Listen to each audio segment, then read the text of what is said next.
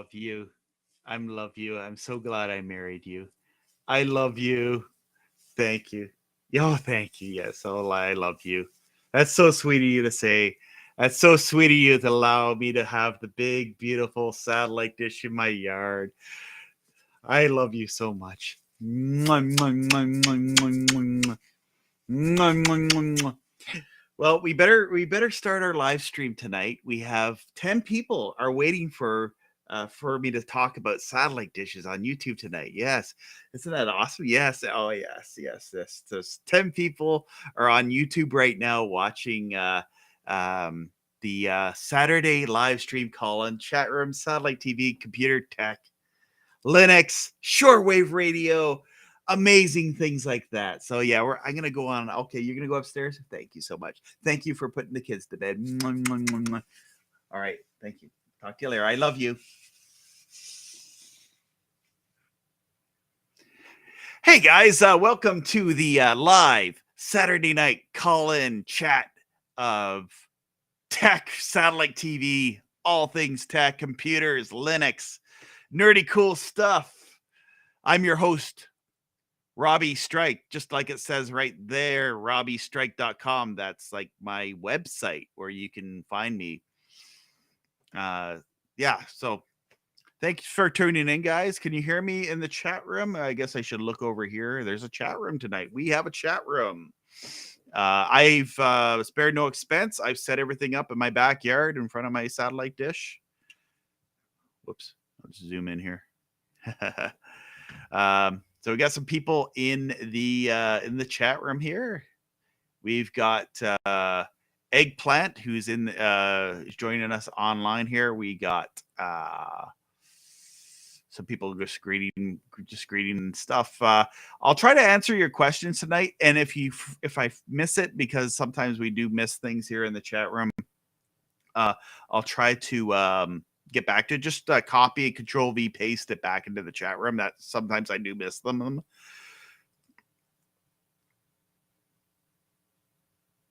I love satellite dishes. So do I.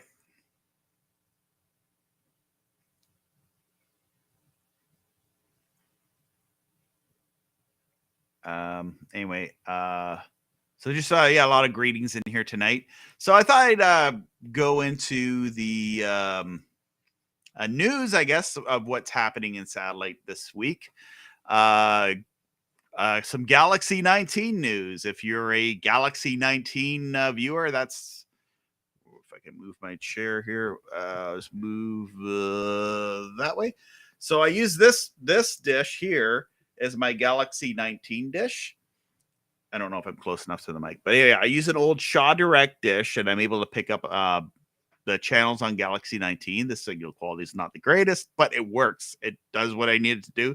I use the other dish behind this dish to watch 116.8 West, and I get all the channels like that are the news channels and religious channels and the country music channel that has the Red Green Show and all that kind of stuff.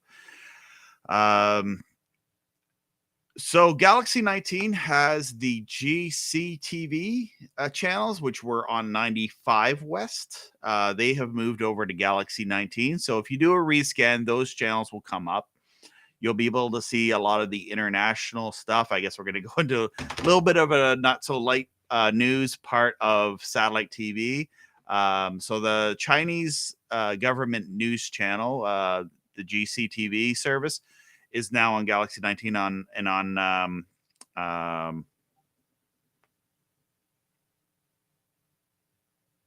okay, yeah, just comment there. And also the channel RT is no longer there. Russia Today is off of Galaxy 19. Now, the whole time I've been into free air satellite, that has been like a main channel that has always been, like, I always tell people, if you're aiming a dish at Galaxy 19, try to get the ART Russia Today transponder. So for years now, since around 2005, RT has been up there. And obviously with the situation that we have in the world right now, RT is they stopped their production of their studios that they have in America. There was a channel, it's called RT America, and they had offices in the United States and correspondents around the world. And they had like Jesse Ventura on there. They had Larry King had a show on there. They had shows like Boom Bust. They had shows like the Max Kaiser Report. So a lot of those shows will no longer be on Galaxy 19. I'm pretty sure you can find them online. Doing a search, you'll be able to find this stuff. But it's a kind of a situation that's happened with Satellite. And from what I heard is there was cable companies that were dropping RT because of the situation. So like several cable companies were dropping RT, and I thought, well, maybe we'll still be able to see their perspective. It's a matter of perspective too, I'm not saying this to get political. I'm just sort of reporting the news on media and also on satellite from what we cover a lot here.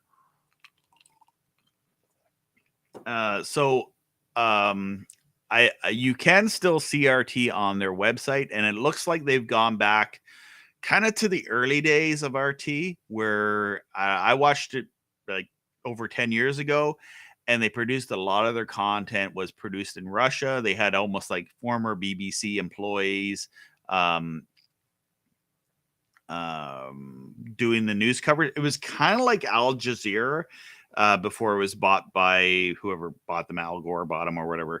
Al Jazeera used to be former BBC reporters that got tired of BBC and they went to Al Jazeera. And a lot of people went to RT, and they weren't just Russian agent people. These were American people that worked for RT and were correspondents for the network. And some will say, oh, it was the Putin propaganda channel or the Russian state media channel. It's interesting to get a different perspective, especially in this time. And as I said, they're still available online, just no longer on satellite. And I don't necessarily want to get too much into that stuff here. There's several other political shows and podcasts that probably do this a lot better than I could do that. I'm just more focused on the technology part of this stuff here. So they're no longer on Galaxy 19. I don't know if they'll be back after this whole situation.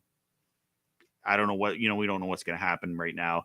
I'm not a doom and gloomer. I'm very optimistic. So I'm optimistic the world will get better. We've had wars and conflicts before. It's awful. I pray that, we'll have peace on the earth. I pray that Jesus Christ will come back and just take away, bring peace to this earth. But right now we got to deal with what's going on, and it's just not a good situation. I do pray that it will, de-escalate, go away, we can have peace and a better world for everyone to live in. But yeah, it's just so anyway, the situation is that they're no longer on Galaxy 19. From what I understand is, and some people are going to say that they got kicked off satellite. From what I understand is they decided to close down the RT America part of Russia today. And so that I think within a day of that happening, that's when the satellite feed went. It was still like a still image for a couple of days. And then it just went, it still scans in as RT. Interestingly enough, when I did scan it in earlier today. And I looked on different satellites. I believe someone was saying that it was on 120, 121, or was it 123 or 121 C band? I scanned 123 C band where there was a transponder listed, but I couldn't pick it up with my dish. And that could just be, I never could pick up the RT documentary channel. I don't know. Anyway, so it's another channel, never blow to satellite. I guess there's another channel gone, but I think it's not going to be gone forever. It's just the situation right now. So that channel is no longer around. So if anyone wants to call in, talk about anything that's happening in TV or media or anything, we could do that. Another thing I want to talk about, and I was talking about, is my video that I did a review on earlier this week was I reviewed one of this. I reviewed this, and this will be like this. I did click the button that this is a endorsed video. I did put a link to this where you can buy one of these on eBay.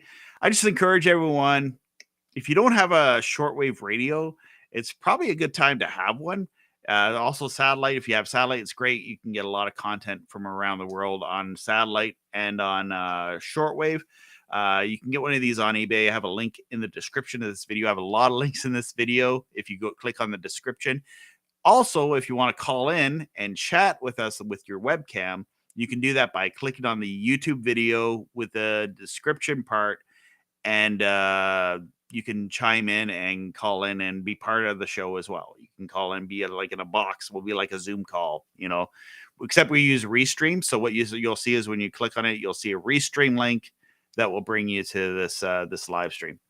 So yeah, if you want to get one of these, there's a link in the description. Or if you want to get the better version of this, which I prefer, which would be this. I don't know if we get that in the light. There we go. The Retekess V11. This one actually has a lot more bells and whistles. For $20, it does. It's like a few extra dollars more than what this one is. This is a great radio to have. It has a little TS card that you can play in, one of those micro TS cards, SD cards, and have like hours and hours of audio. You can record with this. It is a tape recorder. This $2 extra version, or you get just one of these. And if you're looking for a gift to give somebody, I think a shortwave radio is a great gift to give someone. Just to keep informed and learn about, for $20, like a cheap shortwave radio for a gift, unless you want to get like a heavy duty $100 or $200 shortwave radio. I got one of these ones here. This one I bought maybe more than 10 years ago. It doesn't have all the bells and whistles. It's a Grundig radio. This one does upper and lower sidebands, so you can listen like to amateur radio operators on talk on what they call the HF bands. Where you can hear them chatting about all sorts of things. I'm not a radio expert. There's probably an amateur radio person in here probably who's much more of a radio expert than me. I'm not really interested in talking when there's an internet right now, and I can just talk on this internet thing, and I don't need to spend millions of dollars or thousands and thousands of dollars on transmitter equipment and have a giant antenna. Well, I do have a giant antenna, but a giant antenna over my roof and all that kind of stuff. I think it's a fun thing to have. If you want to donate to my Patreon, if you're an amateur radio operator and you think I should have an amateur radio and all that stuff, I have a Patreon, and you can give me the thousands of dollars to buy all that radio stuff. And I'll participate more in the hobby that way, I guess. But yeah, some people like... yeah, and you have to have a license and all that kind of stuff. But yeah, you don't need a license to talk on the internet, at least now. I mean, the Canadian government has looked at, because when I was a kid, you didn't need a license to drive a boat or a skidoo, or I don't know, but a few other things. I didn't need a license for fishing. But now we need a license for all these things. So the scary thing is that if the government wants like a walking license, a breathing license, speech license on the internet, it's scary things, right? And so I like the way things are right now with the freedoms that we have. So I have some comments in here, and I'm gonna get lost in my my thought if I start reading them. So I'll bring up the the guests here. We got some people calling in. So I talked about shortwave. I talked about that. Oh, got some noise there, Kevin. There we got Kevin in noise? Here. Yeah, I hear some hey there, Kier. Oh, that's my computer. Oh yeah, it sounds like a fan. Yeah, my computer. Hey, Robbie. Hey, your mic's really loud. Yeah. Oh, I'm sorry. Is that better? Yeah, I brought it down a bit. Oh, okay. Yeah, can you point out the display on that radio? Which radio was that? I showed 3 of them. I'm sorry, the little cheap one. I just love when I saw your video, and it says the word display on it. It does, yeah. Display. Oh wait, For people who doesn't know what a display is. So, it does say display on this thing. I don't know if I can get it in the light. There it is. Okay, there it is. Display for the display. Just in case you didn't know. It's to the left of the display. This one doesn't say display. It just it says AM, FM, radio, MP3 recorder player. This was pretty neat. For like a couple dollars extra compared to this one has a lot of bells and features. It also has a microphone input. So like if you have like a device you want to play audio on, and the speaker has like it's a decent speaker for such a little radio. I actually brought this to work, just a little radio. This radio here, I bring it to work to listen to it. So we have a ton of questions here. I'm going to try to go through some of them. I know it. I've turned my mic down. Is this better? Yeah, I hear you fine now. Okay. I hear you perfectly fine, Kurt. Somebody said this about RT, that it's available on 58 West, in South America. Oh, really? Yeah, because that's the transatlantic satellite. On which band? C-band. On which band? C-band? Yeah, I thought it was KU band. RT is on a few different C-band satellites. And I'm not saying it's not on. I just can't pick it up with my 8-footer that I have behind me here. Mm-hmm. But it's kind of interesting that they removed that. They didn't remove it. I think it's been as I said, I think it was they laid off all their staff in America. And I wonder if it's just, but they're still on their website. I mean, if you go to their website, they still have a live stream going. Yeah. It's because of the thing that is happening, which we'll not discuss here. Well, I mean, it's fine to talk about it. I'm just not trying to get too political. Yeah, like, well, on the current things, and also it's, oh yeah, whoops, I clicked on that. I didn't want to star there. Honestly, I kind of expected them to actually do that. Get Trudeau license allows speech. We don't want to get too political here. No. I mean, you basically need like a license for pretty much anything nowadays, but.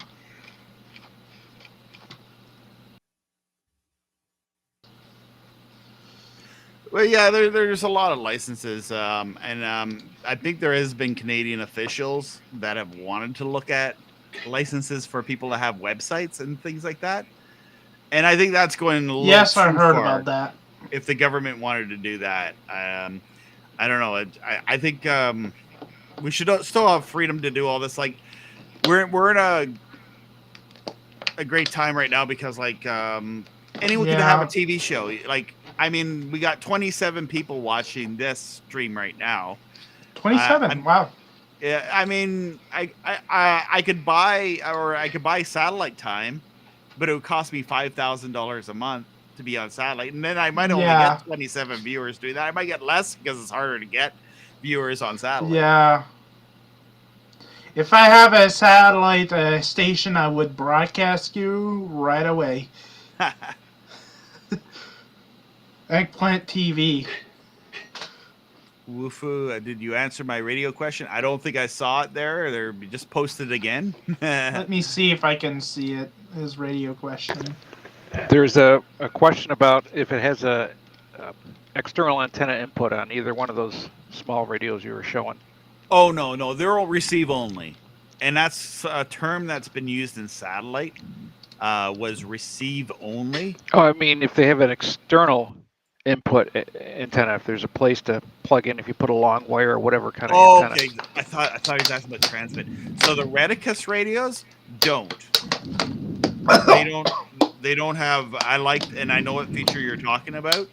This radio here, this older one that I have, this Grundig, it does have a jack for that, but I think the jack only works for FM, at least on this model radio, where I used to have a very long wire, and with the long wire, like my original Grundig radio, when I bought a shortwave radio back like in 2000 I think, or 2001, wasn't this radio, it was a one step down radio from this, and it was a Grundig radio. It was my first digital radio. I had shortwave radio before that, but like the type that didn't have a digital tuner. But when I bought that, that was like one of the best purchases I ever bought, because I spent so much time listening to shortwave radio and listening to certain talk show hosts talk on WWCR about the end of the world, and then wake up in the middle of the night and hear about how the world's gonna end. That seems like a great show to listen to. And then I wouldn't be able to sleep, or I wake up to hear that, or alien abduction stuff, like listening to. Oh, we're going back to Art Bell, I think. Art Bell stuff, yeah. And I couldn't get back to sleep. But one of those relaxing sounds, at least for me, some people, they can't stand that sound, is that shortwave AM radio sound. Puts me to sleep. It's I used to have a CB radio in my bedroom, and I got to the point where I had to have that on to relax me, and it would the staticky sound at the right at a low tone just sort of mellowed me up and helped me to get to sleep, which is kind of a weird thing, I know, but I used to when I was a kid, I used to put it on a channel that didn't have anything and just listen to the static. Okay, woo foo foo. Try to get that right.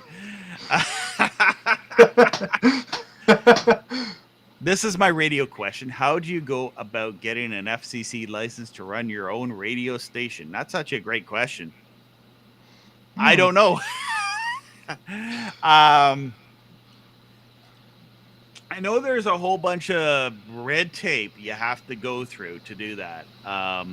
Now I'm in Canada, so there isn't an FCC here in Canada. We have Industry Canada would be who you go to. If you want to get like an amateur radio license, you have to go through Industry Canada. I think you have to get tested either through a local club, or you go down to the head office in Ottawa for the amateur radio club and write your test there. Sorry, that's amateur radio. For a big broadcast station, it's a lot of red tape you can go through. I think if you go to fcc.gov, they maybe have information in there to find that out. But I know it's a lot of red tape. It costs a lot of money to get the transmitter. I mean, communities do this, though. Like, it's something that's not, like, in the impossible. Even here in Canada, there is small community low-power radio stations, and they get groups of people together, and they put them together. There's one that just got their power boosted. I'm going to mute somebody here, okay? There. Just you. I'm just muting your mic there, Kevin, just because the noise. I'm hearing another noise in the background. I don't know. But yeah, and in Canada, I think if you go to the Industry Canada website, there is, do a Google search, right? You can get a license for low power. Okay. You can there's places where you can apply.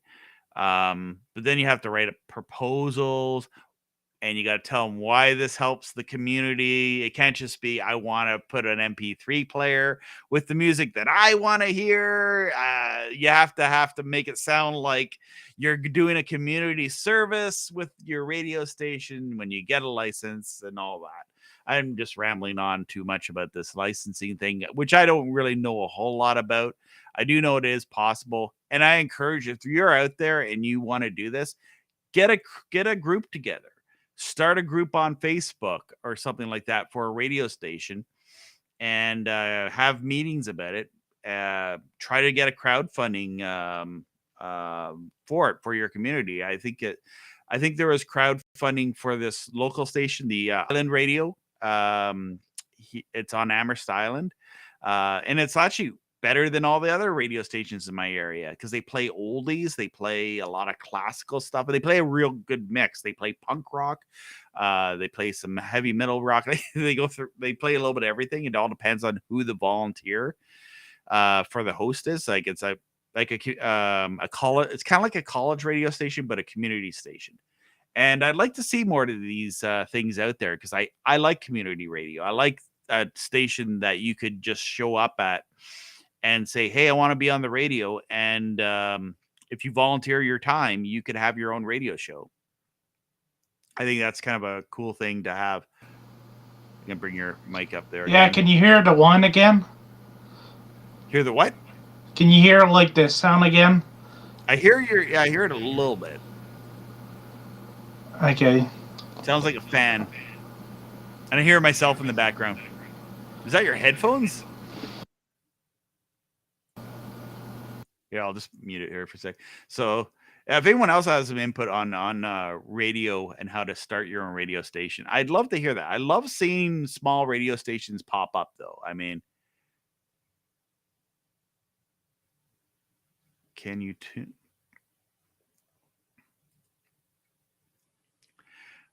Jonathan Lima asked, can you tune those digital shortwave radios with those radios? Like I tune the frequencies with them. Yeah. Wow. Alert it. Arid in Signy. Hey, I'm from the Philippines watching here. Wow, we're getting people all the way from the Philippines. I don't know how many people are from the USA. The 3 people I have in the call right now, I'm in Ontario, Canada. Eggplant, he is in Quebec, just across the river from Cumberland. And Kurt is it near Ithaca? No, I'm just outside of Utica, New York. It's kind of the center Utica. of the center of the state of New York and USA, of course. Yeah, Utica. Have you ever seen the movie The Manhattan Project? No, I'm not. You should check it out. It's an old movie, and it takes place in your town, which is interesting. Or was it? I think it was Ithaca, New York.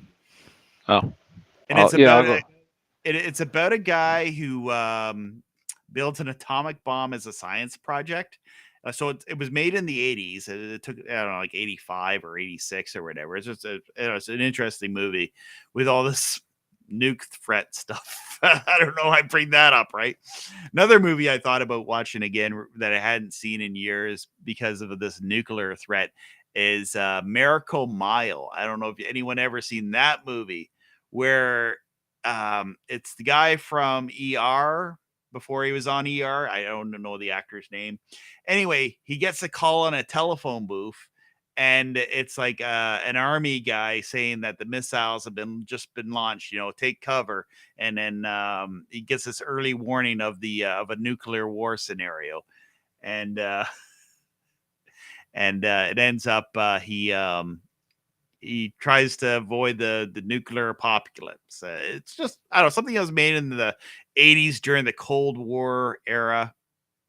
Okay, so the sound is fixed. Still hear it a little bit. I still hear the fan, it's my computer, but the feedback was my headphones. I don't know why, but I'm getting a new computer, so. Oh yeah. At the time, there were more channels on shortwave.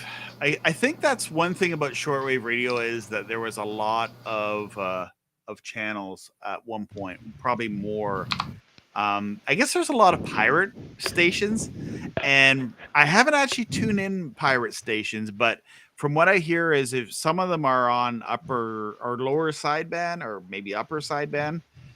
There's another guy who talks more about shortwave radio, is very knowledgeable in Montreal, called the Official Shortwave Channel, and he does like a live stream on Saturday, Wednesdays, and I don't know, every day of the year. I don't know, every day of the week. He's very knowledgeable on shortwave. He's been part of the shortwave hobby for decades. So I've been meaning to get into shortwave. I'm gonna get a shortwave radio because they're pretty cheap. Yeah, they're like, for a cheap one, like $20, like $30 shipped. Although somebody was saying that these were not shipping to Canada. I thought that they were, or maybe you just got to find them on eBay or Amazon where you can get one. Yeah.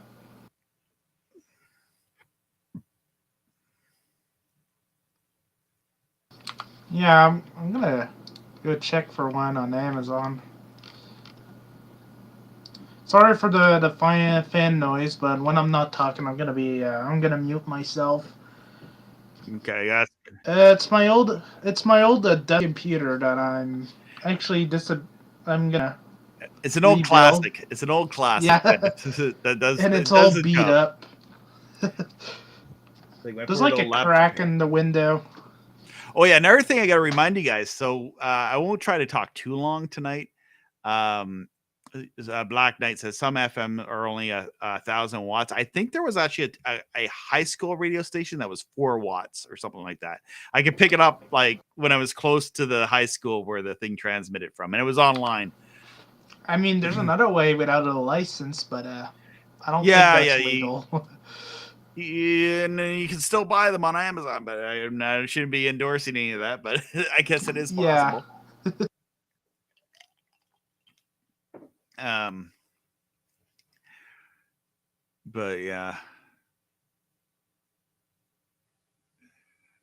kind of like that movie, Pump Up the Volume. That was I was gonna think of that movie. It's with Christian Slater from like, I don't know, very early 90s. Yeah, I think it was released in 1990. I should rewatch that movie. I'm thinking I'll probably rewatch it tonight. Jonathan Lima says the licensing is important because depending on the FM transmitter, it can interfere with aircraft communications. Just like how all the cell phone companies want to put 5G and then wait, these interfere with the airplanes. Who would have thought after years of not researching this? And they shut down 3G, so we can't use this. Bell, I still want to use my N95. This is a great phone. Best phone ever made. Sorry, I just had to say that. Yeah. So this guy says, I have a question. I have a digital receiver and I get 50 to 60 channels. I want 100 channels. I'm using an antenna. All depends on the area you're at. So like if you get 50 or 60, that's pretty good. I know with now I know you're in, I think you said Philippines. But in some areas, like in my area, I can get 50 on a good day, on a really good day. But then a lot of that is, I say, oh yeah, I get 50 channels, but like 4 of them are the 4 PBS channels repeated from 3 different directions. And I'm getting like, 12 channels that are all PBS repeats. But it all depends on the area you're in. Better antenna, better reception. Oh, somebody has a did it. Oh, there we go. Doug Miller, the Texan PL880 is a great portable. The ETM function scans in the entire shortwave band and stores every station. That's what these ones do too. I don't know if it's called the ETM function, but it's like for this one here, you press this button and then it does a scan of all the shortwave frequencies. So it goes like from 4 or 5 megahertz all the way up to like 20 megahertz. And then all the channels are scanned in. So that's one thing I've noticed with the newer radios that they have. And that's a good feature. I really like that feature that with this radio here, I had to manually hold the button. This old one here, I had to manually hold the button, and I could store 100 channels. Maybe there is a way of doing it, and I just never discovered it on this old on this G3 Globe Traveler FM RDS RSD AM FM. It's a shame that analog television is like. Here's the thing I love about radio. It haven't switched to digital yet. No, they do have HD, which is called HD, which is hybrid digital. Is what the HD stand for, is not for high definition. And there's a few stations in my area, like an NPR station, and I think it only has like one sub channel. So what with HD radio, it kind of like works like how over the air TV works with multiple sub channels. And I think that would be great if they optimized that and had like every music stations had talk stations. And I'm a big fan of talk radio. So like if you had a lot more talk radio options, like I'm listening either to really scratchy sounding AM radio, which I guess I don't mind, but when I'm driving, it might put me to sleep. It won't put me to sleep. But and then there's an FM carrier of the two stations. But then the AM actually sounds louder most of the time because the AM travels farther. For sure. I love listening to like talk shows. I'll be answering a question here from Black Knight. I won't get rid of my computer, Black Knight. It's just that my computer needs an upgrade. It's slow and it makes a lot of noise, and that's why you're hearing like the fan. So I'll be upgrading next week, and it's like huge. I don't know if I should. Yeah, there it is. It's my computer right there.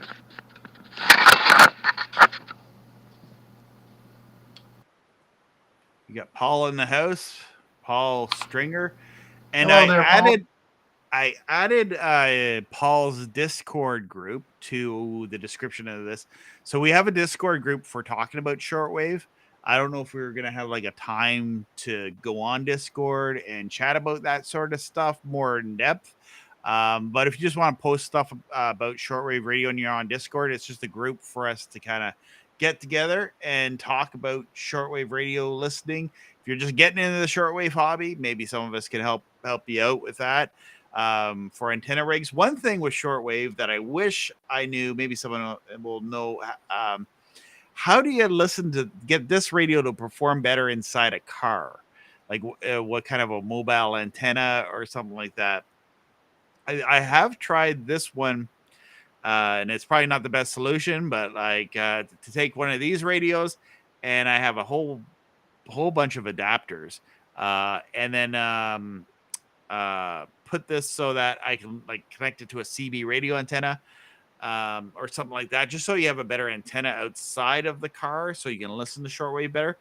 I haven't come up with a good solution for that. You have to have an antenna cut a certain way or built just right for it. But I'd love to have that. I have seen car radios that have shortwave, but it seems like car radios are going more to this touchscreen technology. Yeah, honestly, I just want to do a mini rant here. I kind of hate having a touchscreen in a car because it's distraction. It's so distracting. So I just have like a regular radio. Okay. Yeah, I agree. I agree with that. I hate having these touchscreens. I'd rather have like the old school radio with dials and knobs and all that. That you can kind of. Another thing with the dials and knobs, you don't have to take your eyes off the road. You can feel, where the buttons are. Oh yeah, that's true. And I think that's what I like about just bringing my windows around here. Somebody texted me here. I'm just gonna get rid of that. Yeah, I think that angle is a little bit better. I can see that better. Here's the thing.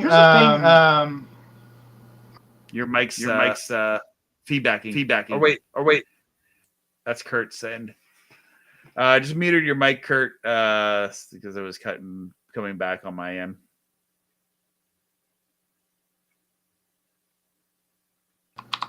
Yeah, what I was saying is, why don't cars has like a short grade radio in it? I think there is shortwave radios for cars. It's just never really picked up. There is, I guess it's got to be like 20 years ago now. How time flies.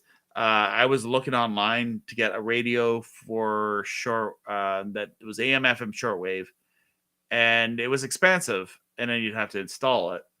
And it just never. Sony had one, and I think if you did a search for one, but I don't think they make them anymore. I mean, I wish they did. It'd be fun to be able to get shortwave like built into your radio, so it's at least connected to your antenna, and probably would work a lot better than because you can get AM radio in a car. Usually, the big antenna is for the AM radio, right? Yeah, I get AM on my car.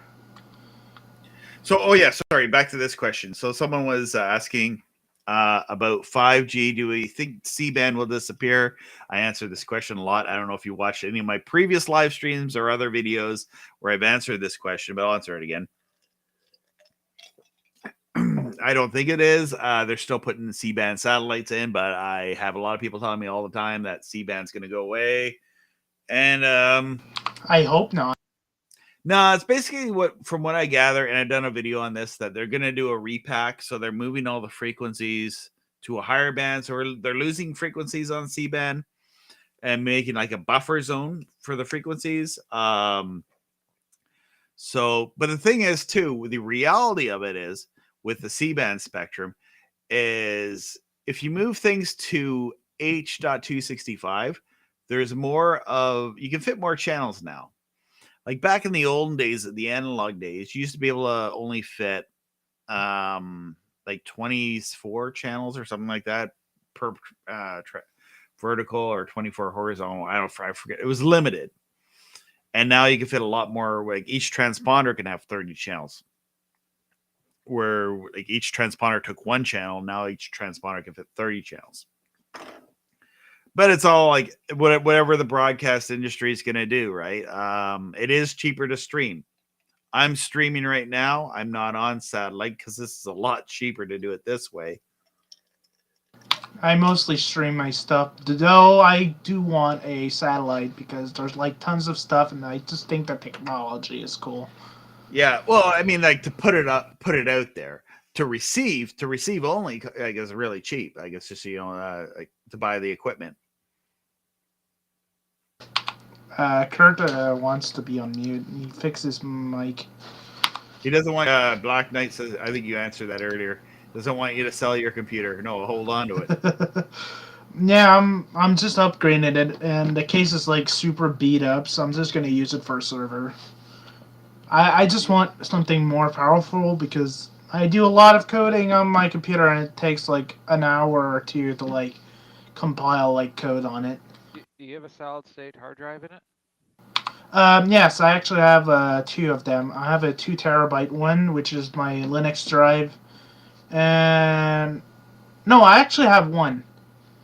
Yeah, that's right. I remove a drive in it, and I have a hard drive that I use for Windows, but Windows is really slow on a hard drive, so now I'm gonna be buying another SSD. And I have a hard drive for all my games and projects and stuff like that. But yeah, I have like a 2 terabyte SSD. Oh yeah. So someone was saying that they're in the Philippines and they're just shutting down analog there now. And some countries will be like a little bit further behind, and some are ahead. I mean, it all depends on the technology. Why are they shutting down analog there?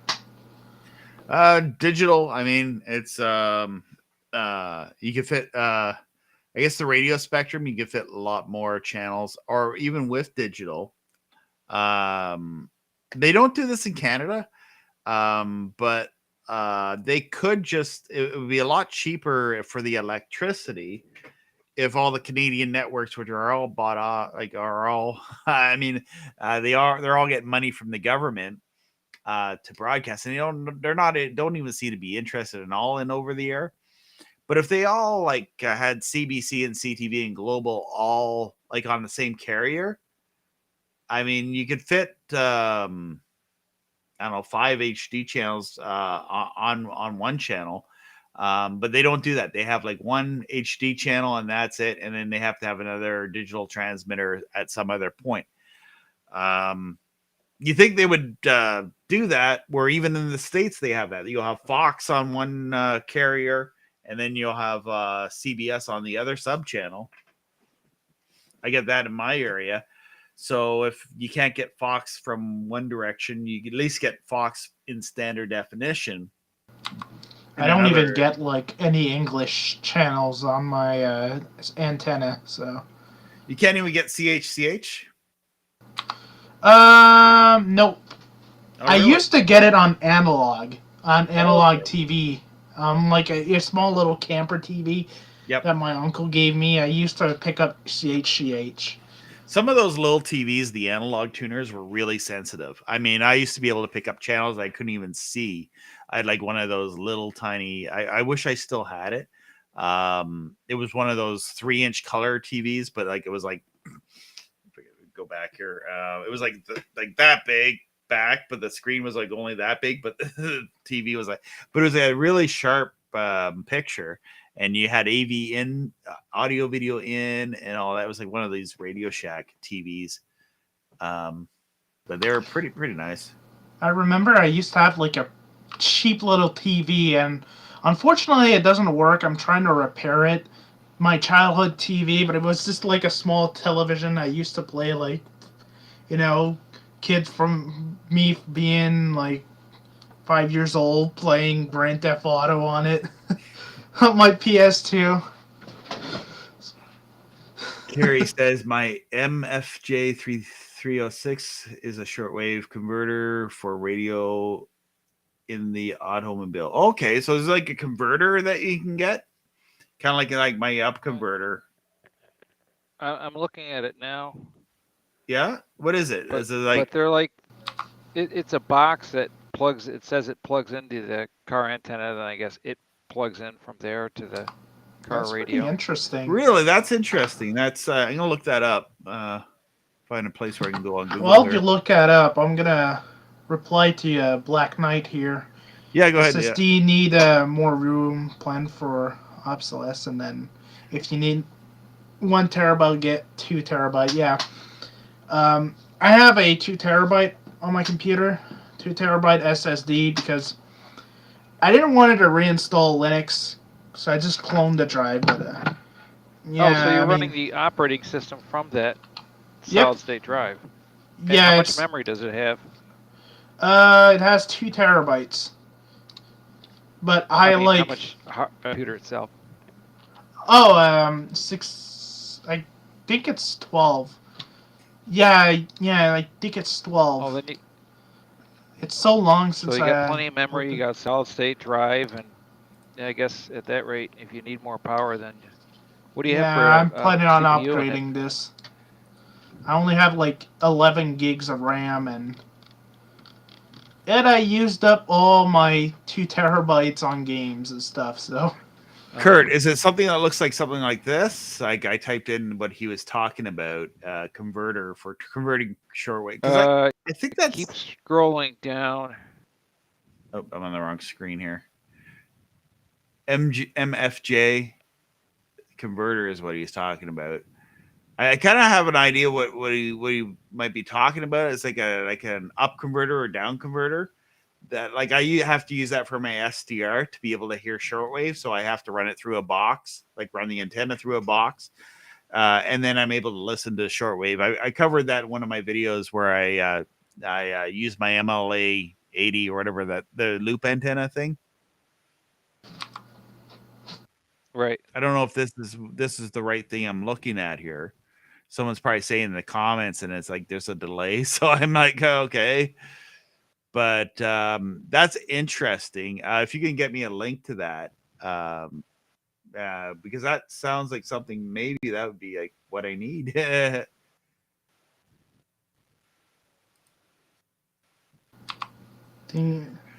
Or you get one of those, just flash by the screen, one of those video game switches for playing Atari with. Yeah, I should get one of those because I want to play my Pong. You know what you get? I should show you what you get instead of that. It's you get them on Amazon. Amazon.ca. While you look this up, I'm gonna answer a question here. Take about an older dual CPU I server think if you board. type in that's what I'm looking at. If you type in Atari RF adapter in Amazon, this is what will come Yeah, up. one of those. It's a much better, cleaner connection, in my opinion. Is when you get yeah. Yeah, and all you need is like basically like what DN. the I don't have my RCA Pong cable, console in here plug into right now. there, and then it'll be a much cleaner signal. I've been using those for years now. Whenever I played Atari. Okay, so I'm getting totally lost here in the chat room. So I'll try to. Yeah. But that converter thing the MFJ converter for an automobile sounds like a great idea. I kind of want one because I love. From what I see, there's a lot of like talk shows on shortwave, and I listen to a lot of talk shows. I don't listen to a lot of music on radio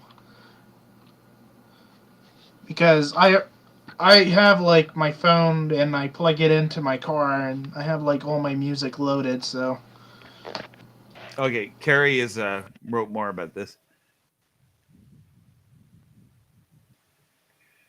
Oh yeah, he's written in there. It has been stated that analog broadcasting and the domestic AM broadcasting spectrum is also going digital at some point. Yeah, it's. I think there actually is digital AM. I don't know if actual digital radio is carried over AM.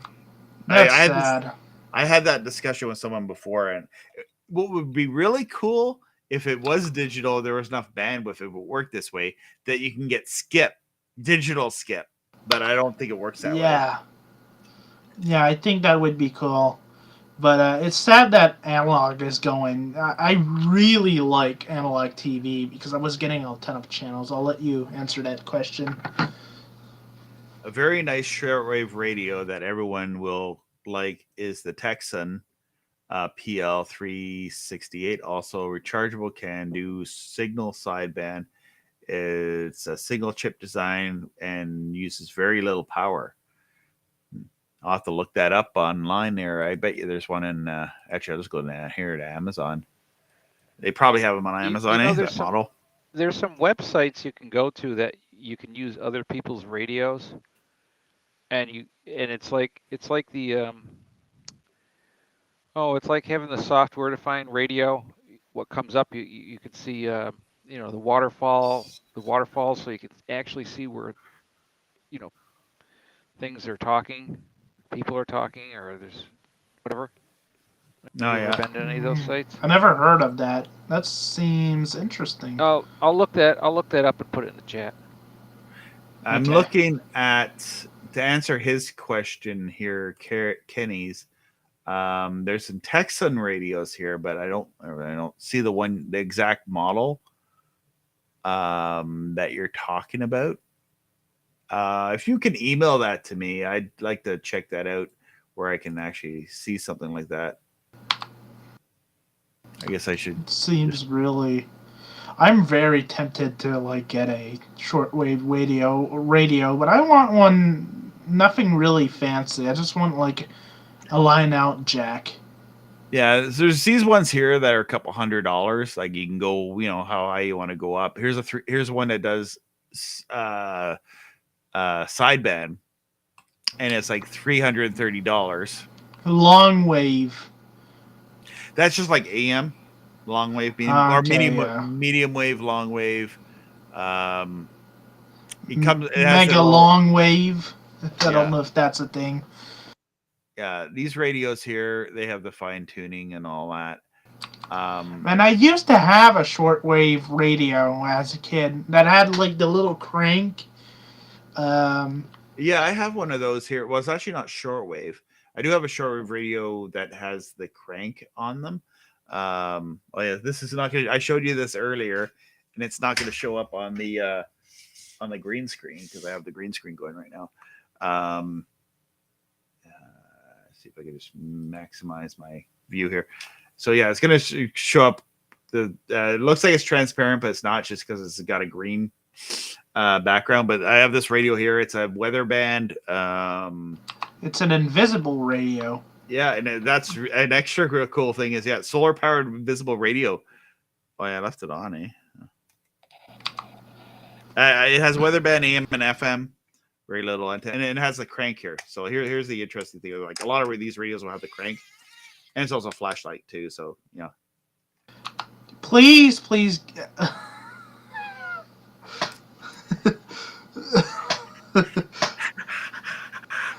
Okay, you have a lot of fun with the flashlight.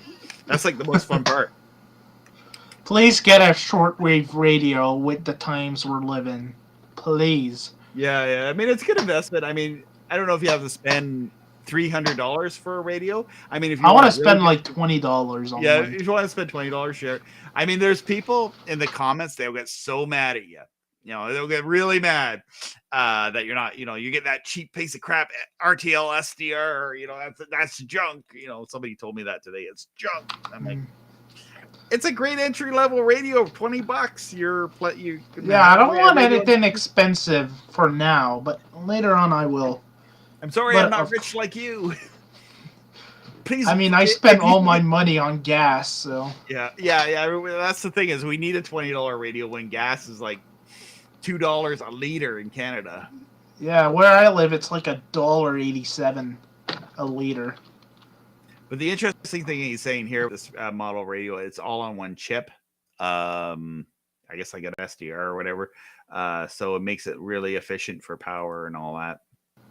Somebody is saying like how cable is cheap in Mexico. I'm just looking through the comments. Sonicur. Yeah. I put my thing over it. It blurs it out.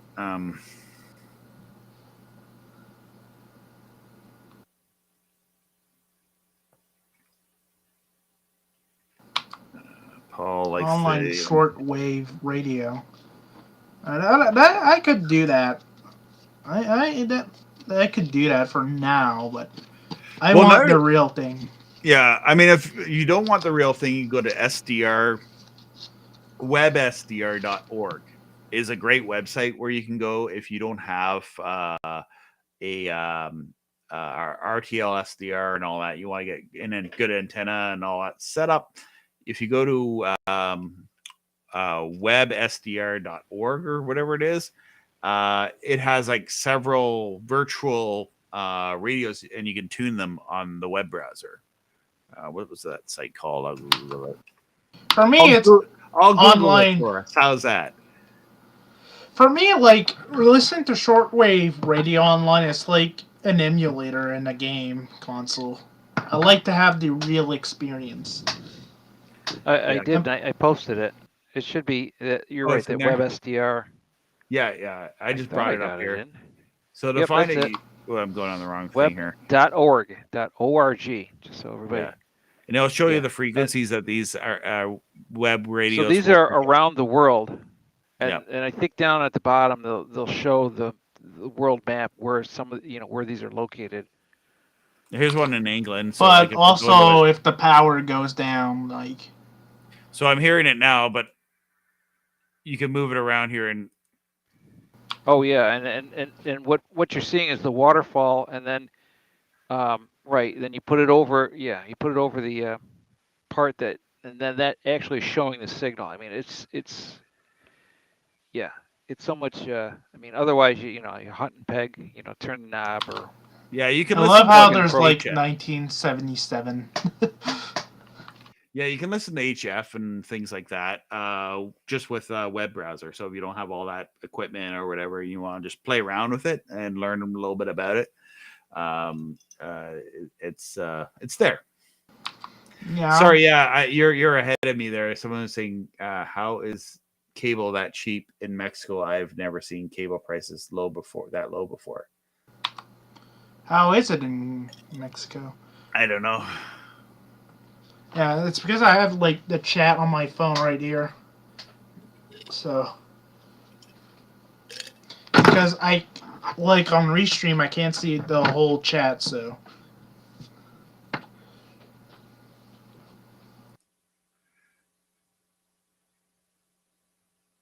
Yeah, the online shortwave radio and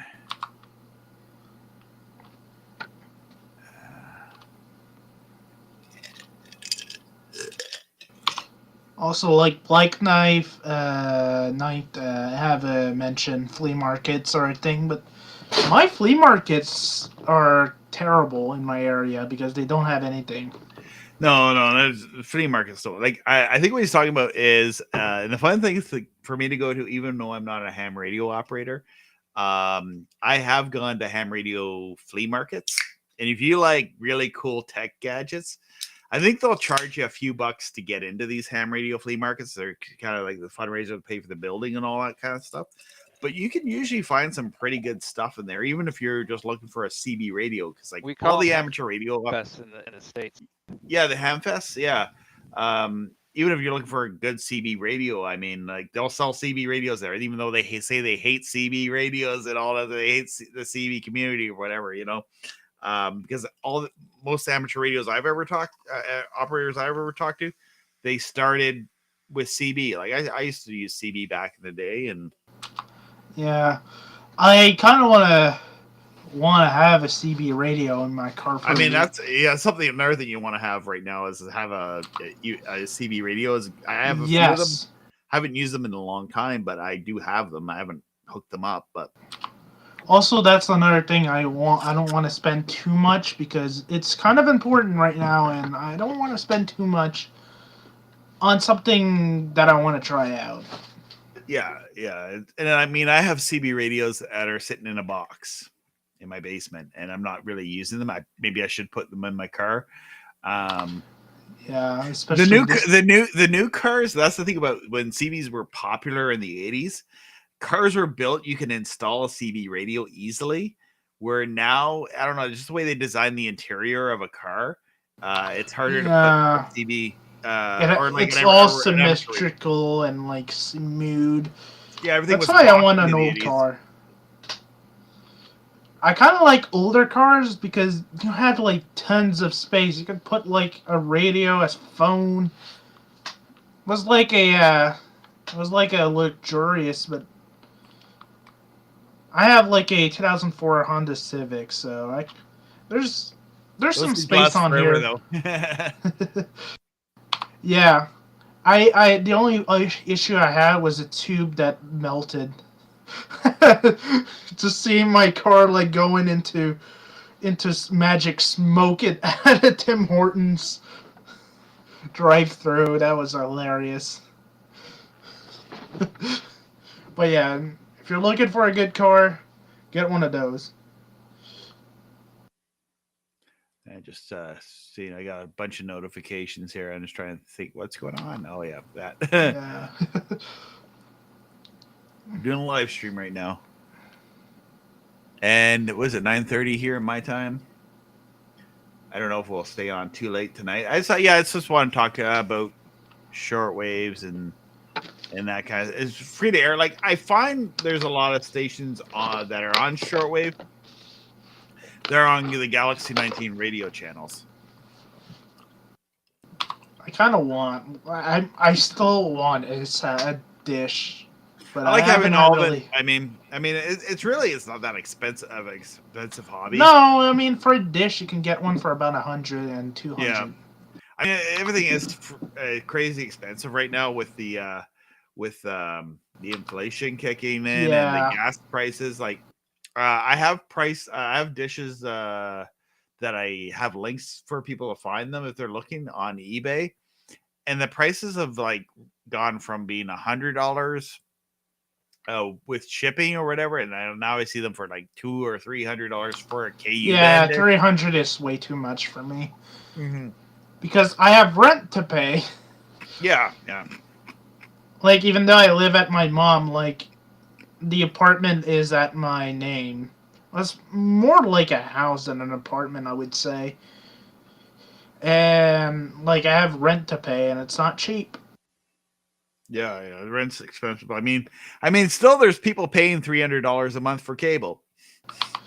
Yeah, like my mother. And then they complain that everything's so expensive, and yet they have cable, and it's like, do they really use it? Do you Oh, really need? I only watch Adult Swim. this. That's the only channel I watch. Most of the stuff I just stream it or watch it on Nintendo. So this is where I can sit there and I thank everybody for paying the way. So back in around 2015, it was Time Warner Cable. They had this ad, $14.99 a month, internet only. Internet only. Okay, internet only. No cable, no TV channels, no phone. That's it. Internet only. It was 3 megabits. So I lived with that for I like mean, who 3 or 4 uses years. landlines? Then I got a letter in the mail one day. It says, "Hey, we're upping your speed, no cost." So I went from 3 to 30 megabits. Okay. I wish Then I my noticed, service provider did that. and then from there, and I did. I noticed it. It went up, and I did a speed test, and I'm like, this is like a month or two later. I'm like, okay, I'm still paying $14.99 a month. Now my Internet brother up is the street pretty when I cheap. Like, I would say internet is pretty cheap. Just the internet, it's pretty cheap. Yeah, but most of the people, well, so my brother up the street, he did the same thing. He got on, he got it, and what happened to him is this was like 3 or 4 years. Oh, it's going to go up. It's going to go up to $19.99 a month. I'm like, I said that will still be fine. It's never gone up for me. I don't understand why. I've even paid it ahead, and it's a tough thing to get. Of course, now it's Spectrum cable. I got Nowadays, try to get like only internet. My service provider, Videotron, and I can't even get like just the internet. You need like a base, and you get like a TV and like the home phone and all included. I was like, I just want the internet. Why? they What won't would I offer do internet with a only. landline? Yeah, you don't need a landline, and they offer that like they're offering you this greatest thing ever, eh? And it's like, Yeah, but Uma So or Magic Jack is like, yeah, I have it's Uma. free pretty So much. You that's can how get like internet phone for free. But I use my phone. Honestly, nobody have called me on a landline. I have a landline, and I don't know why my mother still pays for cable and landline. Because most of the time I just use my phone. I just use Discord for the most part. I love your so satellite what dish, by the way, I like Robbie. watching it move.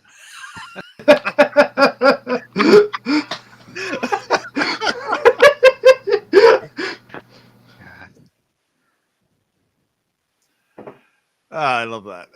I remember when my neighbors had a satellite dish when I was a little kid, and I'd see the thing moving, and I was like, "It's moving!" And it was like tempting me, and I always wanted to have one. Now I got one. I got this one, and I tinker I around with it. remember as a kid, like when I would go see my friend, and oh, we see Robbie right there. Oh, I've there got a was lead like on a there was on a a house that had that exact same satellite, and I was looking at it. I'm like, what service provider is that? And now I know that it's free to air. But back when I was a kid, I thought that I didn't know that this They might have had existed. like the 4D TV service or whatever. There's been a bunch of Yeah, them. I've got a is lead 4D on TV one. still a thing?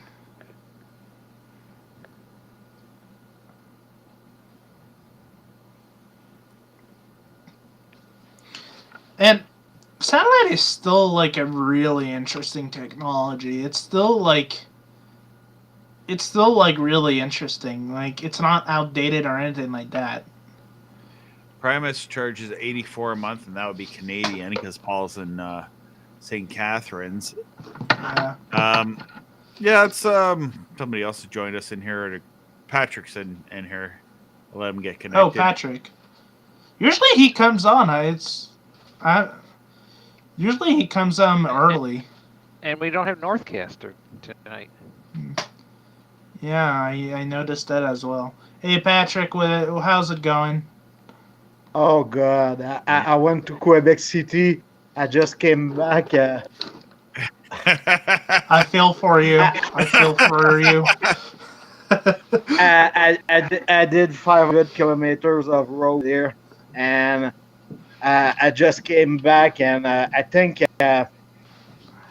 I went out early this morning, about 8 o'clock, and I just came back, like I said, and I didn't sleep much, and uh, a great, a good. I was busy today, I'm trying to put the camera on air, and it's not working. So Today, all I did is just watch some videos. I was busy there. I just distribute my Blu-ray talking about video. I was out making delivery of the Blu-ray I just did. We made 50 Blu-ray of our movie, so Your movie? Is it online it's now? a limited edition, Is it online? When are the pirates going to put it on, like, on a streaming movie site or something? It's gonna be on Pirate Bay. I just hope for Get such more, a thing. I mean, if I made a movie, I'd want it to be pirated because I'd probably get more distribution from my movie if it was pirated. Yeah. Exactly. I want to do other movies that we're not gonna discuss here because it's gonna age restrict Robbie's videos. Oh, somebody asked a question is kind of a cool question here. Anyone remember in the early 90s a movie called Stay Tuned with the guy from Three's Company, John Ritter? It involved a giant satellite dish that became the parents into movies and TV shows. Yeah, if you haven't seen this movie called Stay Tuned, and yeah, it's kind of like where they get this magical dish and they can time travel into their TV shows. And I think at one point John Ritter gets transferred into like Three's Company for like a second and things like that. I did rent that on VHS, I think, when it came out. How interesting would it be if your satellite dish can time travel? It secretly, that's what it does. It is a time travel device that allows you to interdimensional time travel throughout the universe and and just become it will take you back to the 80s. Take me And then back. and you could buy a DeLorean and use that as your time vehicle. And If I go back in the past, I would love to. What I would do is I would bring like a modern technology and just show it to people, like a smartphone or something like that, bring just to see. bring a smartphone or a laptop computer to the 80s and show them that. Well, they're using like a Commodore VIC-20 or an Apple IIe. Or back to the 60s when there were probably nobody using a computer except like universities, and they were probably using the PDP-1 or the PDP. Oh yeah, I have a question. Is Orbi TV dead? I don't know if I've answered this before, but I guess I'll. I don't know that question, so I'm gonna let you answer. How would I answer this? So Orbi TV has been bought. Well, they went out of business. They went into bankruptcy protection. And I think the properties of Orbi TVs were bought by this other satellite company in Florida. And I don't know what they're going to do with Orbi TV. Are they going to try to relaunch it or what they're going to do with it? Nobody knows. So, yeah, it's like from as far as I can tell, it is no longer a thing. I've done a video on that. I've done a couple videos on it. I did a video when Orbi TV launched, and it did my channel really well for a long time. And so, yeah, I don't know. Hey, speaking of my channel, so I am very close to 20,000 subscribers. So if you have a friend that would like to subscribe to my channel, tell them, hey, please subscribe to Robbie Strikes channel. You know, if you have a girlfriend, you tell your I girlfriend. wish I had one. Tell your girlfriend, can you please go to your computer and subscribe to the Robbie Strike channel? I love you. I love you. Mwah. Would you love me too? Would you subscribe to the Robbie Strike channel for my friend Robbie Strike so he can get 100,000 subscribers and not be buried in the YouTube algorithm? I hope you treat your girlfriend right, Robbie. You don't want to be sleeping on the couch. Yeah, or sleeping on the satellite dish. Oh wait, we lost Patrick. I don't see him up here. Oh, there he is. Oh wait. Oh yeah, he cuts out there. Sorry, Patrick. You're at the bottom of my list here. Patrick. He's got a picture of a coffin. I wonder what he keeps in there. I don't want to know. It's the Blu-rays. Or it could be his secret DVD collection. It's his limited edition Blu-rays for that movie. That I should have aired that preview to your movie, Patrick. You've been on this live stream so many times. We should. I don't know if we looked at it. I think we looked at the link of what you had for your movie. I wasn't there like the other live stream, or like I haven't been here in a while because it looks like a fun horror movie. Like that's what his movie was. It's oh wait, yeah, I should try to look at the DVD. I'm gonna make Patrick full screen here. His phone. And it's frozen there. Is it frozen? I'm seeing it here. Graphics. Here, I'm It's gonna put probably the just my there's the background there. Here's VHS. Yeah. Nah. Do you have a copy of it on VHS? Like that's where you really got to have a release of it on. Please put your movie on VHS, Patrick. Guys, I would buy that. Video is over. The VHS is over for a long time, and now Warner Brothers just said that DVD, that Blu-ray is also over. So they stop. They gotta stop this archaic stuff they call Blu-ray, and they're gonna stream on HBO Max and Netflix and stuff like that. Why would they just discontinue? So I made the last Blu-ray ever. So tonight, guys, seeing the last Blu-ray, the last movie that's gonna be available Blu-ray. No more Blu-ray ever. I'm the last one doing one. That's kind of sad because I really like physical media, because sometimes there's nothing to watch on. Sometimes like streaming services remove stuff, so I'd like to have that physical. But and this film was this movie was the internet breaks down. Was the precedent. The previous movie was the previous movie, so I made 2 Blu-ray at this time. And the last one lasts about 231 minutes plus bonus. So that's why I've been on this project for 2 years as of now. That was a long edit. Oh my God, I should show you one time. I'm gonna show you the timeline on this. It's incredible.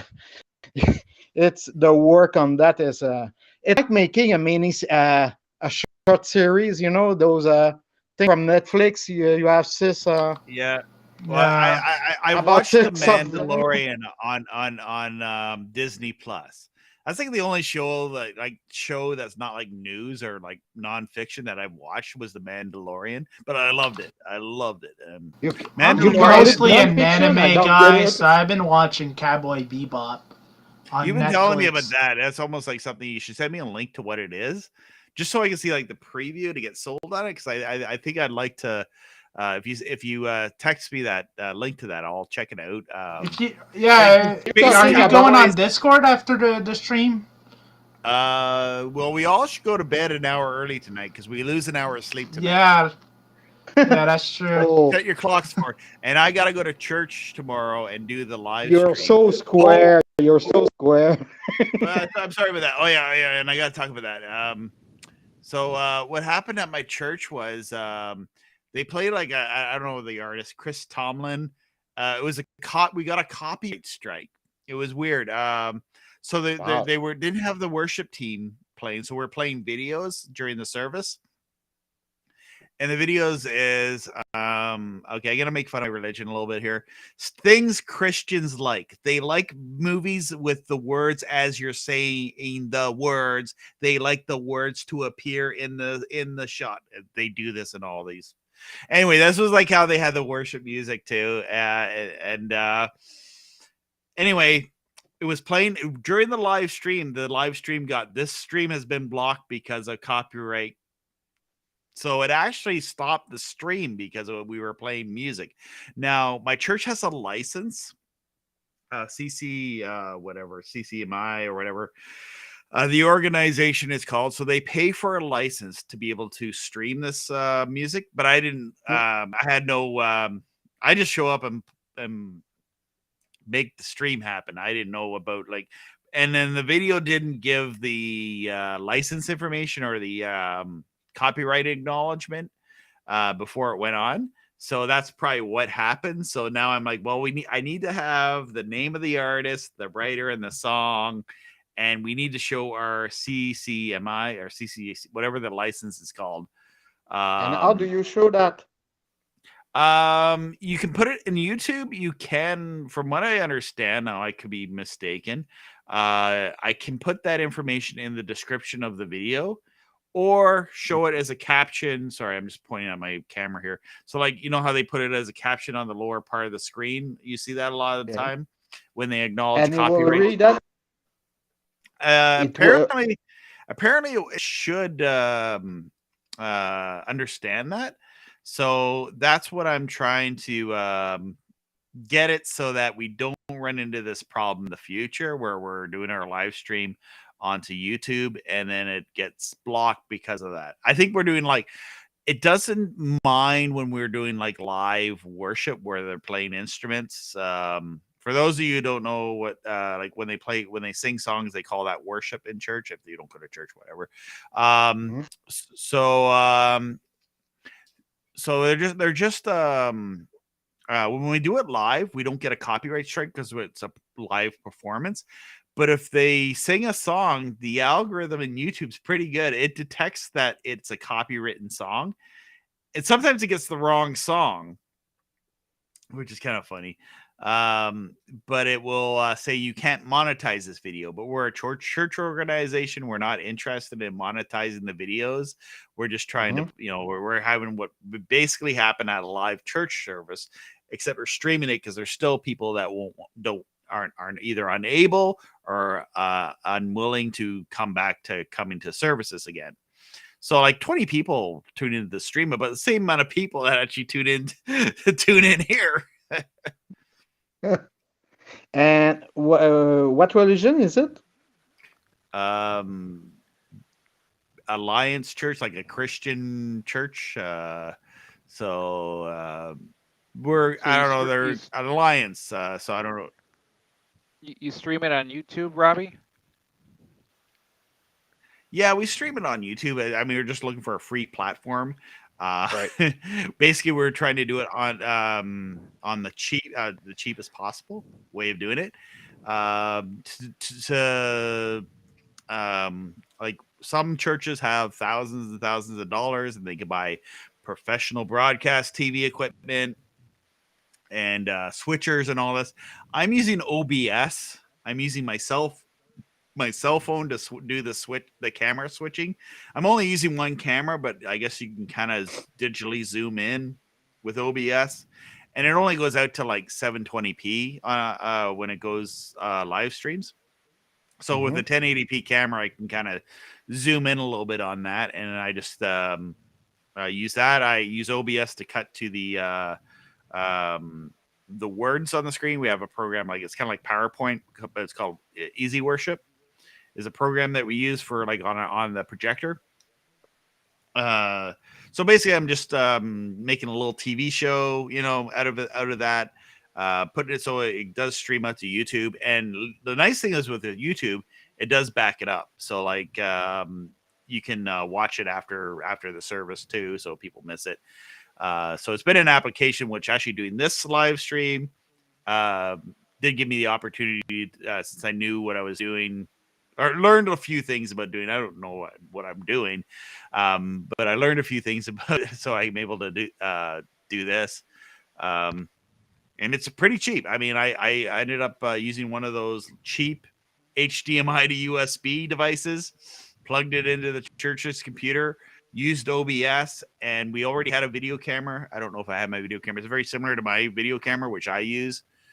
Just a home camcorder with an HDMI output. Plug that into the computer with a $20 USB to HDMI capture card. We did this really on the cheap. Like, there's been people I was talking to, you have to spend thousands of dollars to make your church live stream. I think we did it for like $100 or something like that, a couple $100. I bought like a HDMI to USB capture thing, which is like $20, a long HDMI cable, which is about $20. I bought two of them, but then I didn't need one of them. And so it really wasn't a whole lot of money. We didn't have to buy another computer or anything. We just used what we had. So I'm kind of happy that we. How long you been doing this? Oh, I've been doing it for a few months now. So Sunday morning, I go down. Oh, this is relatively. I should have convinced my church to do that. Yeah, it's good for, like, even for myself.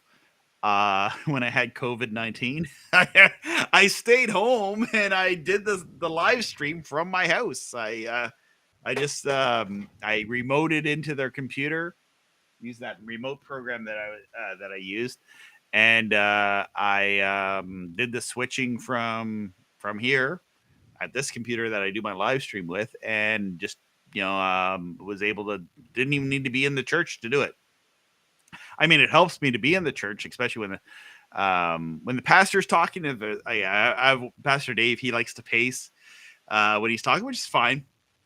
Which means I gotta be on cue and I gotta watch him like a hawk to be able to switch the camera, because I have it zoomed in. I get this shot here, right?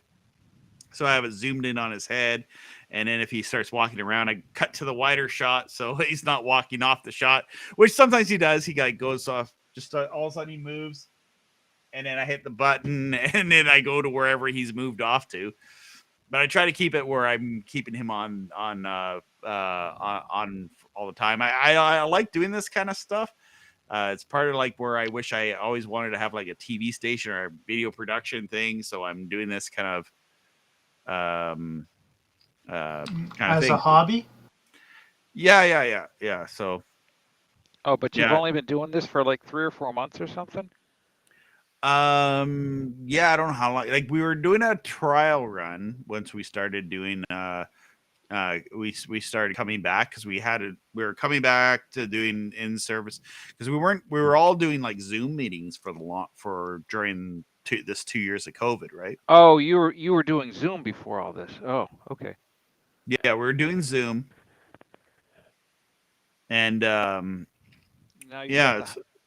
now you got the hybrid method going. Yeah, we got kind of a hybrid method, because most people have come back, but there's still people that are not able to, for whatever reason. Well, some people, and the other thing too, some people, if the weather's bad or if they're not feeling, I mean, other than them being sick, maybe they're really tired and they don't want to drive to church or whatever. Well, we've had snowstorms, so doing the live stream has been, the numbers were probably like 40 one day.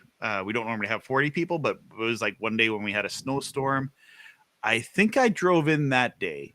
And then, people, if they're sick, you're supposed to self-isolate because you never know. And so, I mean, it works. I mean, with us as a church organization too, we don't want to be any sort of like a super spreader event. We don't want that, and we got local news that would just, it would just be nasty. So anyway, I do the live stream. If you want to see it, I'll DM it to you. I would love to see it. Yeah, tune in on the live tomorrow. So I'm doing that tomorrow. And there's the copyright thing that I ran into, but it was actually a learning experience for me. I learned a little bit more about copyright licenses and how to implement them with a YouTube video. And part of it was like I didn't have the information to give them, so I think that problem wouldn't have happened if I would have known what was coming up and what to do. Yeah, they want you to copyright, acknowledge a copyright, and sometimes they might want you to acknowledge a copyright in the description of your video when you're using music. There's a section on YouTube if you have a YouTube account where you can get free music, but then is certain free music.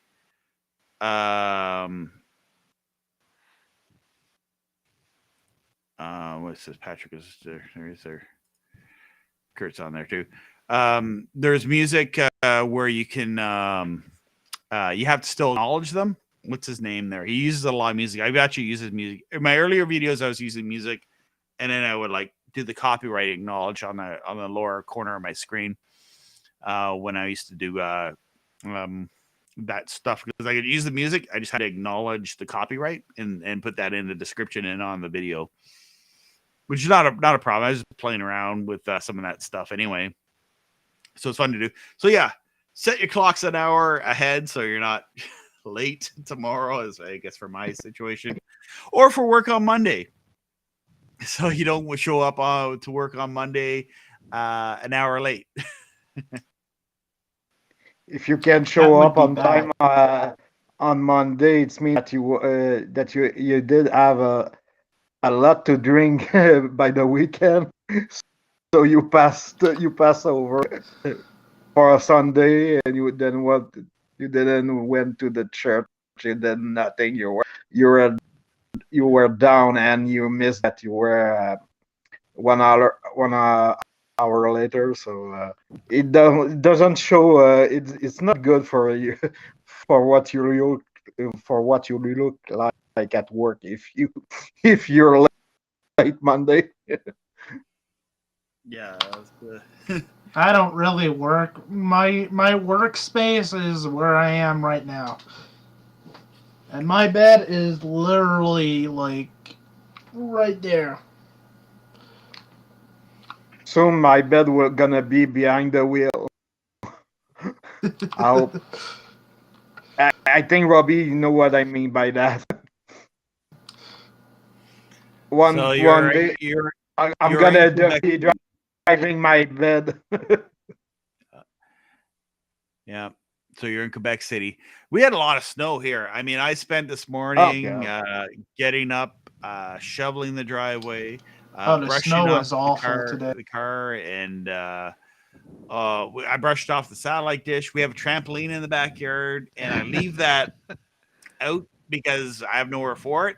And so I have a broom, and I just brush it off to keep the weight of the snow from wrecking the trampoline. So I did that. I got a puppy. I guess I showed it on Discord last weekend. Another thing is, if you want to join us, I don't do this live stream every week, but it's been very regular. I bet you there's people over on Discord tonight too, probably chatting without us. I will probably be there for a while. I will try this time not to end it. I wish someone will. I wish I would be the first and not the last to end the stream tonight on Discord. But I think I tend to talk forever and ever. Oh, if you want to go on Discord after the stream, you can. I'm gonna go to bed soon, but yeah, we're usually on Discord. If you go to my same here. What's all my links or whatever, my flow code page. I believe there is a link to the Discord chat there. If you're not on that, we're also on Facebook. We got like Facebook 5 inches here, which is what that would be 5. You mean 5 foot? Here it's about 5 foot. 5 times 2.54 would be 10, 12, 13. Don't worry. We don't care about centimeter when you talk about snow, I think. I didn't take a video of it this time because I've done a video of it before where all the snow sticks to the dish, and it does even on C-band. If you get enough snow sticking to the dish, you'll lose your signal. I lost signal last night, and I couldn't watch all the wrestling. And I watched Big E Langston. He took a nasty bump on SmackDown last night. Like, I guess he took a back-to-back suplex on the floor, and now he has a broken neck. So I watched the guy last night get a broken neck on wrestling. Yeah, everybody was talking about that on a Discord server I am in. Oh, yeah. And so, yeah, Big E took a back belly to back, and then he didn't get up. So I saw that happen. I was like, whoa, that was a nasty bump. And then I never saw him get up. Basically, the match ended like a few minutes after that. It's it's rough. It's rough. Robbie, is it theater for alpha male? Is it what, alpha male? I didn't get the middle part. I meant to say it's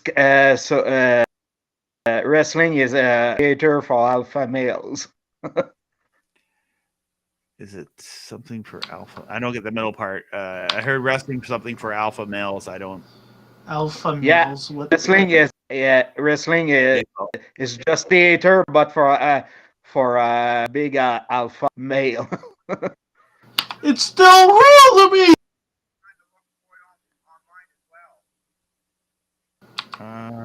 Where's your voice coming from? Oh wait. Oh, I'm not recording the audio from Discord. Can you come into yeah. I gotta close that. I didn't realize. Paul's talking to me on Discord. I had it open up in here, and you're on Discord. I don't think the audio is coming through. Paul's like chatting with me there, and I'm like, "Hey, Paul." I think you have to set something on OBS. I never tried to set this up. Oh yeah, it is possible. I just actually I set it up last time I was using OBS. I think I was doing like a test live stream to get people to talk through OBS. Oh yeah, because I showed you hear me now? Yeah, I hear you now. Okay. Seems like complicated to use OBS.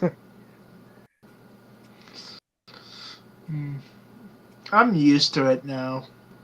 OBS, the only thing that really sucks with OBS is that I guess if you have the right camera, you can do multi-cameras, but this just happens to be the cameras I have don't do multi-camera at all. I have two webcams or video capture devices don't do multi-camera switching. So you can't have like, all I need is two cameras. But I have had it working in OBS, and then all of a sudden it stops working, and I have no idea why. So with that not being very reliable in OBS to do two camera switching, and I don't at this time want to spend $300 for one of the switcher devices that you can get. You can get these switcher devices that will. You can put like 2 or 3 HDMI sources in and use it as a video switcher. The less really cheap you do with your software, the less you do with your PC and software, the better you are. I mean, it reads the one source as a webcam, like basically like your like these other devices. I mean, I guess it would be a good way of using. I guess it's $300, where the other HDMI to USB things are like $20. Except it just adds you that extra option of having multiple sources that you can switch between. Mm-hmm. That I did try those HDMI to USB, and I found a good problem with this. I took a PC to record my editing workstation, so I'm putting it to HDMI my computer to another with the and unfortunately it captured the audio from the HDMI. So what I did is capturing the audio for the line in from the PCs from the PC, and the problem with that is that it's going out of sync as times go on. So it's useless. That's a classical video capture device issue, even back with the one of my early analog capture device cards that I had, it had the onboard video capture, which is supposed to you weren't supposed to have that problem because some of the cheaper video capture cards, you'd capture the video and then you just put your audio in through the audio capture, a different device, and then it would be out of sync. Yeah. I bought 3 of these things and I can't find them. They've grown legs and walked away from me. Those HDMI, the USB devices. It's no value to you more than the USB key. That's what it means. It doesn't work. It doesn't.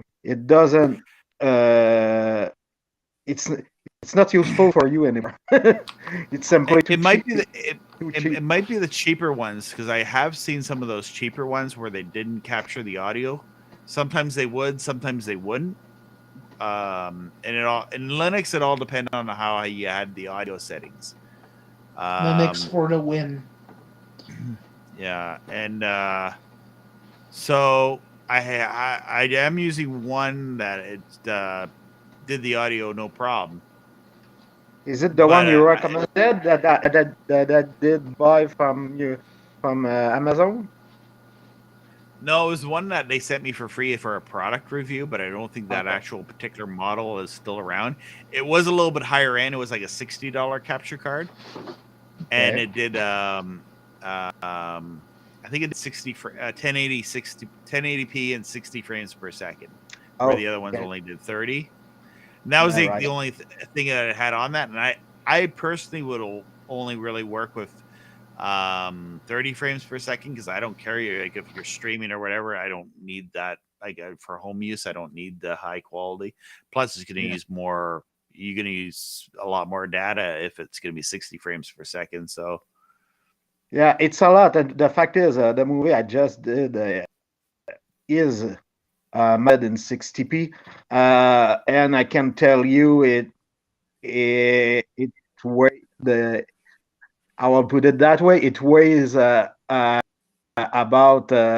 700 gigs. So, so I can tell you that's a lot of bandwidth for not much. And when I put it on Blu-ray to keep it in spec, I did have to put it in 60i. So I lost it. The Blu-ray is not fast enough. It's not recent. It's not new enough to be able to use 60p. If it's a standard that is used for Ultra HD Blu-ray, so pointless to put it in 60p. 60p is not that supported, on some format on Blu-ray and all other stuff. Yeah. It's too much bandwidth. 60p, and plus you're not going to stream that high quality. I imagine a Blu-ray is like a higher video quality than streaming online. I mean, HBO, the reason why, or was it HBO or whoever the studio that wants I think where they stand is they don't. I think it's Warner Brothers. Warner, okay. Well, they never wanted VHS to begin with. They just knew they never wanted home video because they wanted to own the copyrights. But now they see it as they don't want it anymore. They don't want you to have your own copy, and they want you to pay per view, pay per each view that you're getting. Like it's so they want to have it so it's only on their streaming service. And not to be able to record. The problem with streaming is it's the fact that for the bandwidth you're using on streaming, it cannot be good as pre-compressed stuff made for Blu-ray or other solution. Because when you're compressing on the fly, you cannot compress with the same quality for the same bandwidth. It's impossible. So just when you have 20 megabytes per second on Blu-ray, because your movie is big and you need space, so it's just 20 megabytes. I can tell that the same 20 megabyte you could have on streaming won't look that good, because to compress a Blu-ray, it took maybe 20 hours or 4 hours or even 12 hours, depending on I have to compress this movie, and you're seeing it on the stream on real time. So don't expect to have the same quality. It's impossible. Is a Blu-ray H.265, or is it only, or is it even H.264, or is it MPEG 4? In fact, what you gotta understand is it's that you have most of the time both MPEG 2 and H.264. The H.265, you're gonna have it on the new Blu-ray you see sometime for the 4K Blu-ray stuff. The 4K Blu-ray now it's 265, and the first standard, the first way of compressing stuff was on MPEG 2, because in fact they were using the same hardware compressor they used for DVD back in the day in 2008 and 9. So this Blu-ray that went out was in MPEG 2. Mine is MPEG 2 also, but the extra is MPEG 4, and because I want it to be compatible with every Blu-ray. But if you do any stuff, HD or Ultra HD, and you want to use H.265, it's gonna be specs that are matching the 4K Blu-ray. So if you I can put an example. That it's 4K, let's put it that way. An easy but particular example is mine, actually. I made a movie, and this movie, if I want it to be 60p at full HD resolution, I cannot make a Blu-ray that way. It's gonna be a 4K Blu-ray with 4K, because you cannot make more than TI in Blu-ray at full resolution. So the spec are matching the generation of technology you are, and the H.265 is only on 4K Blu-ray, and H.264 is on the original Blu-ray, but the first Blu-ray were not mastered, and it's our master Blu-ray in H.264.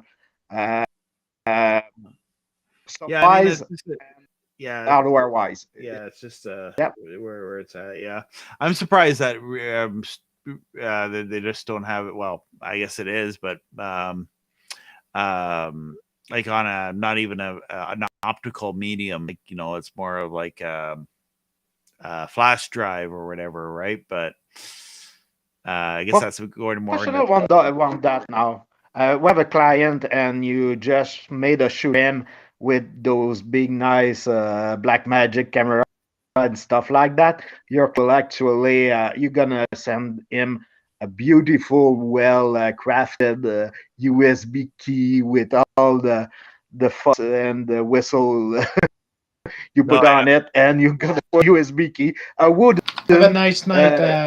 An engraved wooden USB key. You're gonna find something nice, and he gonna try to play it on his work. And if it doesn't work, at least that way you can say that's not my problem. On his little 10-inch laptop or whatever. 10-inch laptop, a player for your TV, your actual smart TV, anything that will work with any kind of MPEG 4 and a USB key. Oh a Roku TV. I actually have all my home videos on MPEG 4, and I just put it on a USB stick, and I'm able to fit most of my home videos on that, like on a 64 gigabyte USB thumb drive. I have all, and I have I have all the home movies on that. When you don't have the DRMs and stuff like that, you can do one. I will give you just an example of what happened to me tonight. I was I was distributing my those who bought it, and I went to someone I know, so I took time to hook up his Blu-ray because he have some kind of problem, UTV, whatever. I hook up his Blu-ray drive, and my movie was not working on it, so I was for sake. uh, you see, I did something myself, right? And so you know what happened? Yeah, the 2009 Blu-ray player. So the older Blu-ray player cannot play a disc that has been burned. There's some problem like that. So you're always better off nowadays with technology to just put it out on a USB key. Back then it was possible because it was not obvious to anyone, but now it's more obvious and more easy to make a USB key. I can tell you, say 50 Blu-ray that have to be playable on anyone. So, and tonight I found out that the older player won't play it. So a real bummer. So I hope we're gonna make you laugh. At the premiere of my movie, we gave a Blu-ray player to someone and a Blu-ray too, a disc. So I don't know the movie I gave him will be playable on the Blu-ray drive I gave him to. I don't know at all. So we could end up with surprise. And the best way to now I will say it again. You're better off using a USB key because some people are still doing DVDs because those are easy to drive. But who cares about DVDs right now? In fact, you look quite I still passe care with about that at DVD. this point.